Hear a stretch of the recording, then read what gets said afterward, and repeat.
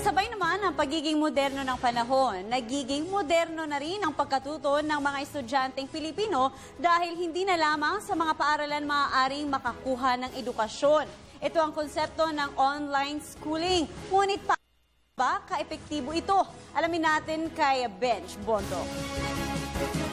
Pumapanday sa kaisipan at lumilinang ng kakayahan ng kabataan. Ito ang pangunahing gampanin ng mga paaralan. At kasabay ng panahong moderno, ang paraan ng pag-aaral at pagkatuto dumadaan na rin sa maraming pagbabago. Dahil kung ang karamihan balik eskwela, computer naman ang nagsisilbing silid-aralan ng iba. Ito ang konsepto ng online schooling. Internet, webcam at modules lang ang kailangan, makakapag-aral ka na maaaring sa loob ng tahanan o kahit saan man.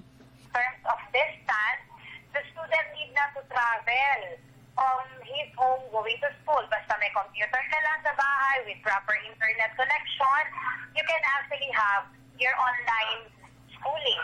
There are cases talaga that this one is applicable. Let's say, for example, kasi this is a mode that could be utilized as an alternative system, lalo na doon na mga talagang yung ating mga graduate students na hindi sila ganun kahabang oras.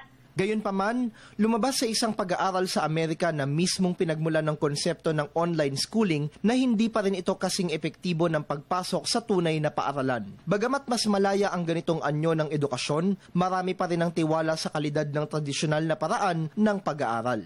In teaching, it is also important na nakikita talaga yung aside from giving back, kumbaga yung output, importante rin yung nakikita ng mentor, ng teacher, the other facet of how the student is actually complying. Diba? Yung kumbaga yung face-to-face na interaction. Kung kalidad ng pamumuhay sa ating bayan ang titingnan, tiyak na mas uunahin ng nakararami ang ilalaman sa kumakalam na sikmura kaysa gumastos para sa online na eskwelahan. Sa kalinangang intelektual, mahalaga ring paunlarin ang dimensyong sosyal sa pamamagitan ng pakikisalamuha sa iba. Train tayo at saka sanay tayo makisalamuha.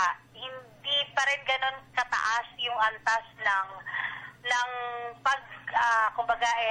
ng ating pakikipagkapwa ng nakahiwalay ka, ng isolated ka. We love to be with people. Teachers are trained to assess students in front of them or students whom they have face-to-face with. Ang edukasyon ay yaman. Anuman ang pamamaraan, hindi lamang sa mga ito nakasalalay ang pag-abot sa pangarap ng sinuman. Dahil sa huli, kaakibat nito ang dedikasyon, tiwala sa sarili at pananalig sa may kapal na siyang susi sa pagkamit ng magandang kinabukasan. Para sa Telebisyon ng Bayan, Benj Bondo.